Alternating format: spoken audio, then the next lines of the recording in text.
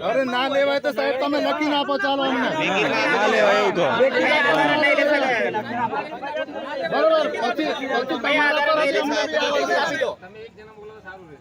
અરે કોઈ નહીં એ લેખિતમાં છે તમે લેખિત માલ દો મને તમારો સહી સિક્કા સાથે મને આપી દો કે ફરિયાદ લેવામાં નહીં આવે આને એવું ફરિયાદ લેવામાં આવે કે ના જાહેરાત તો કીધું પણ તમે ના પાડો છો ને સાહેબ અમે ખોટી ફરિયાદ કરવા આવ્યા છે અહીંયા બધા આટલા બધા માણસો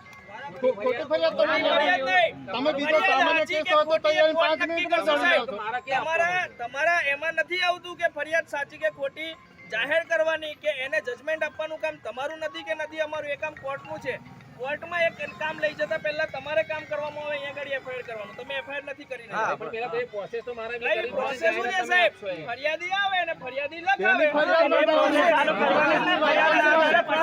કે એમને એમ થોડી થવાની છે વિરુદ્ધ આક્ષેપમાં સાહેબ પાસનો વિષય પછી આવે પછી તમારે પ્રોસેસ